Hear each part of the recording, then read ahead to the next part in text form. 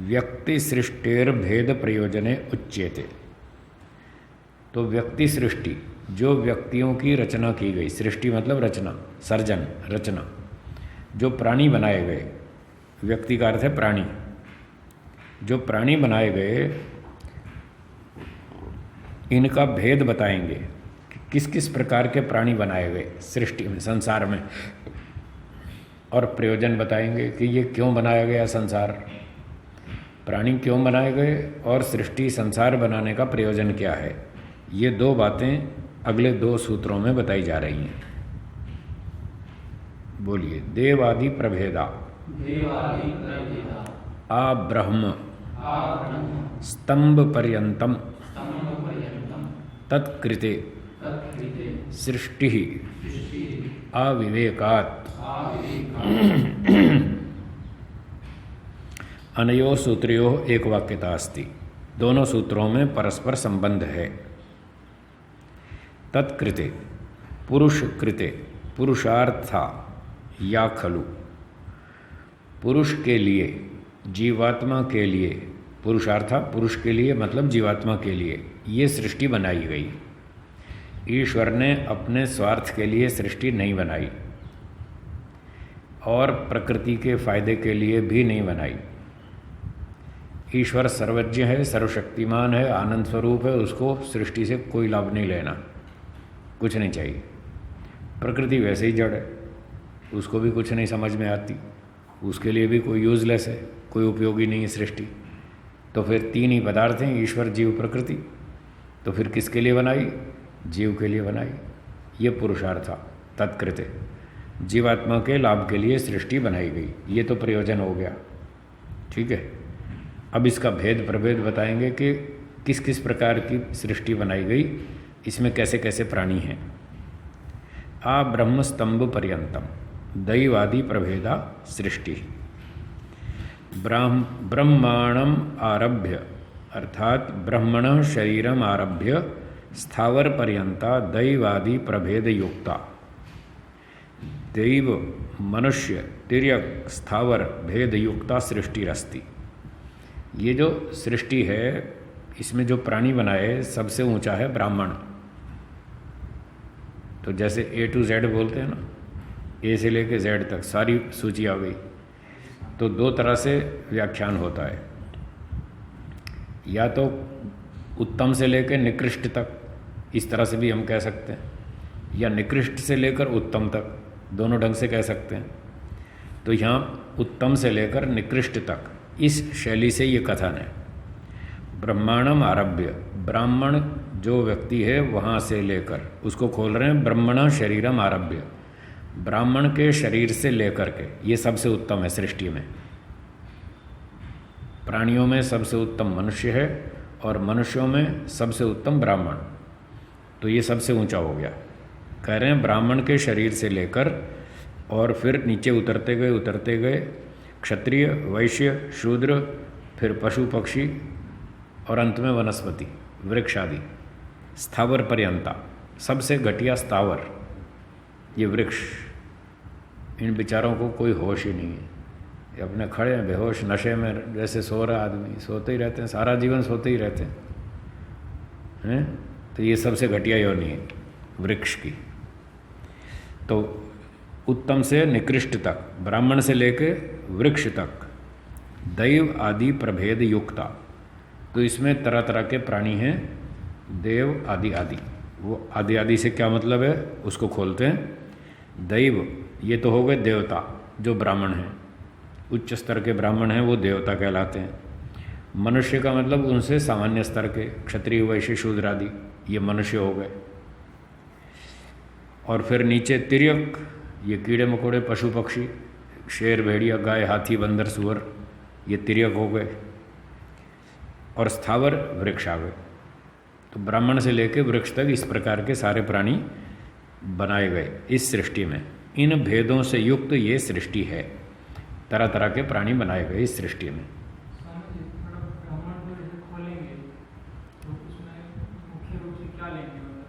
जो विद्या से युक्त है और आचरण से युक्त है उसका नाम ब्राह्मण है। जन्म से ब्राह्मण नहीं, गुण कर्म योग्यता से। जो वेदों का विद्वान है, तपस्वी है और ईमानदार है, धार्मिक है, सदाचारी है, मोक्ष प्राप्ति के लिए पुरुषार्थ कर रहा है, वो है ब्राह्मण।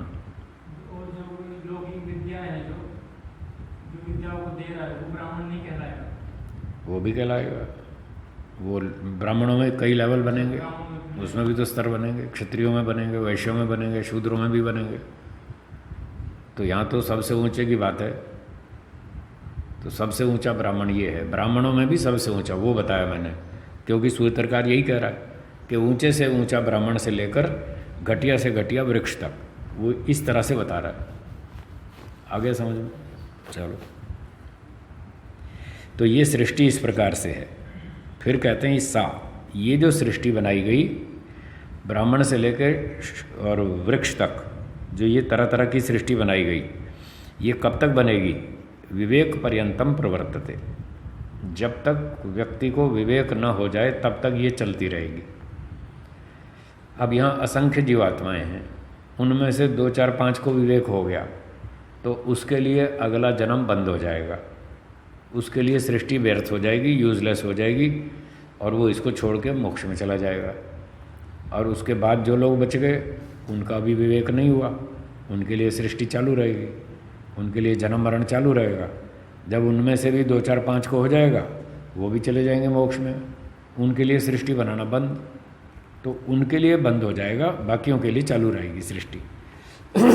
सबका मोक्ष एक साथ होने वाला नहीं, इसलिए पूरी सृष्टि कभी भी बंद नहीं होगी। इदानीमेव सर्वत्र न अत्यंतोच्छेद, जैसे अब चल रही है ऐसे हमेशा चलती रहेगी। कुछ लोग मोक्ष में चले जाएंगे, कुछ वापस आ जाएंगे, कोई ना कोई तो यहाँ रहेगा, उसके लिए चालू रहेगी। जैसे स्वामी जी इसमें एक बार भाष्य पूरा होने दो, आपको शंकाएं पूछनी हो, मैं मना तो नहीं करता आपको, एक बार सूत्र का भाष्य पूरा हो जाए उसके बाद पूछो। अब कई बार क्या होता है, वो पंक्ति अगली पंक्ति में ही आ रहा है उत्तर, और आप पीछे बीच में शंका छेड़ देते हैं तो काम अटक जाता है हमारा, और प्रसंग भी टूट जाता है, सारा क्रम टूट जाता है। एक बार सूत्र का भाष्य पूरा हो जाए फिर पूछो। तो जब तक विवेक नहीं होवे तब तक वो सृष्टि चलती रहेगी। यावत पुरुषस्य विवेको न जायेत तावत प्रवर्तते, जब तक विवेक नहीं होगा तब तक अगला जन्म सृष्टि चालू रहेगी। तत्र तत्र योनिषु शरीर धारणाय तथा भोगाय च, तो उन योनियों में शरीर धारण के लिए और अपना सुख दुख कर्मफल भोगने के लिए चलती रहेगी ये सृष्टि। अन्ते विवेकात् मोक्षाय अपि, और अंत में विवेक होने से मोक्ष प्राप्ति के लिए भी ये सृष्टि बनाई गई। तो कर्मफल भोगना और मोक्ष प्राप्ति, वही भोग अपवर्ग, दो ही प्रयोजन है। इन कारणों से जीवात्मा के लिए सृष्टि बनाई गई। ठीक है, हाँ, अब बोलिए क्या पूछ रहे थे? स्वामी जी, जो योग दर्शन में वो था कृतार्थम पृथ्वी नष्टम अपि तत् अन्न साधारण, ठीक है, वही बात है। वही बात। सूत्रार्थ लिखिए, 46 और 47 दोनों का इकट्ठा ही लिख लेंगे। यह सृष्टि जीवात्मा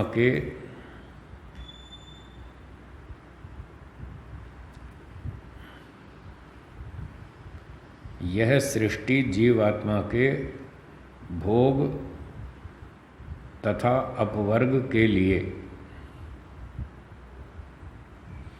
बनाई गई है।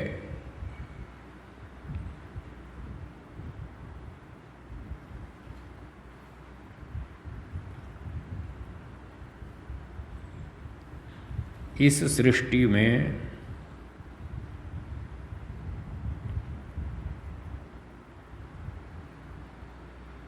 ब्राह्मण से लेकर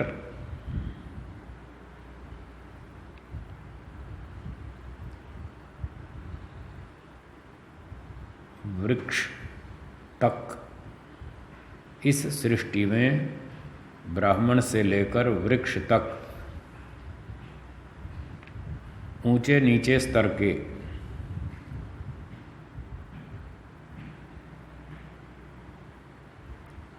अनेक प्राणी बनाए गए हैं।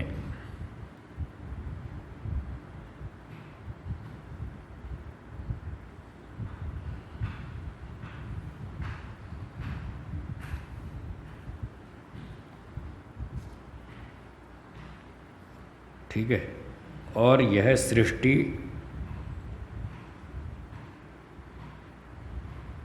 तब तक चलती रहेगी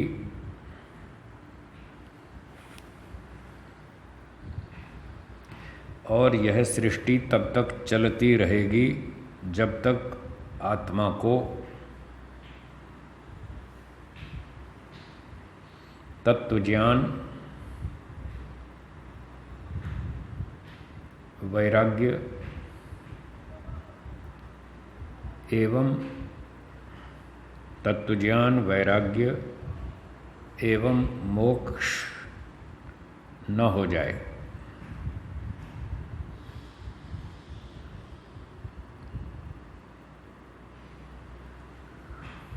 ठीक है, स्वामी जी, बोलिए। ये जो वृक्ष नींद में रहते हैं, जैसे मनुष्य की नींद का जो उदाहरण दिया था कि नींद में, समाधि में और ईश्वर के साक्षात्कार इसमें मुक्ति में एक समान जीव है, तो क्या इनकी नींद में और मनुष्य की नींद में फर्क है? मनुष्य में की निद्रा में और वृक्षों की निद्रा में थोड़ा अंतर तो है, बहुत ज़्यादा नहीं, थोड़ा अंतर तो है। जैसे हम सो जाते हैं तो हमें बाहर की अनुभूतियाँ बंद हो जाती हैं, इंद्रियों के काम बंद हो जाते हैं, देखना सुनना आदि बाहर से काम बंद हो जाते हैं। वैसा इनमें भी है, इनको बाहर की अनुभूतियाँ नहीं हैं, पर जब हम सो रहे हैं तो अंदर से सुख दुख की अनुभूति करते हैं। ऐसे ये भी करते हैं, अंदर की अनुभूतियाँ तो हैं, मनुस्मृति में लिखा ही है, आंतरिक सुख दुख तो ये भी भोगते हैं। तो ये तो समानता हो गई। हमारी निद्रा में बाह्य अनुभूतियाँ नहीं हैं, इनकी भी नहीं है। हमारी आंतरिक अनुभूतियाँ हैं, इनकी भी हैं, ये सेम हो गया। अंतर इतना है कि हम 6-8 घंटा सोते हैं, फिर जाग जाते हैं, फिर 12, 15, 20, 17 घंटे के बाद फिर सो जाते हैं। तो हम सोते रहते हैं, जागते रहते हैं, हमारी अवस्था ऐसे बदलती है। ये जीवन भर सोते रहते हैं, ये जागते ही नहीं, इतना अंतर है। और दूसरा अंतर है कि मनुष्य क्योंकि जागता है, खाता है, पीता है, चलता है, फिरता है, देखता है, सुनता है, संतान उत्पत्ति करता है, तो ये सारे काम वो जागृत अवस्था में करता है। और इनके तो संतान भी होती रहती है, फिर भी वो सोते ही रहते हैं। उनकी सोते सोते ही होती है संतान, अपने यहाँ सोते सोते नहीं होती, बस ये फ़र्क है। तो फिर वो मेरा प्रश्न ये था कि क्या वो सुख का जो कहेंगे ईश्वर के सुख, ईश्वर का सुख तो जीवात मनुष्य को भी नहीं है। निद्रा में तो सत्वगुण का सुख है, ईश्वर का थोड़ी है। उनको सत्वगुण का सुख होगा? हाँ, वो सत्वगुण का मिलता है। सुख तो 2 ही जगह से आएगा, या ईश्वर से या सत्व से। तो उनको सुख मिलता है तो सत्व का ही लेंगे, वो तो ईश्वर को तो जानते नहीं, ना वो समाधि लगा सकते। सुख होता है पर सत्व का होता है। ठीक है। क्षत्रिय को जो ट्रेनिंग आदि देते हैं, क्षत्रियों को, ठीक है, ये भी विद्या है जैसे? हाँ विद्या है। वो काम ब्राह्मण में आ जाएगा ना, वो क्षत्रिय में आएगा। जो युद्ध कला सिखाता है वो टीचर है, टीचर तो है पर वो है क्षत्रिय, क्षत्रियों का टीचर है क्षत्रिय। ब्राह्मण तलवार नहीं उठाता। क्या बोला? ब्राह्मण तलवार नहीं, वो तो तलवार उठाता है, बंदूक उठाता है, ठोकता भी है, मारता भी है, सिखाने वाला, तो वो क्षत्रिय माना जाएगा। ठीक है।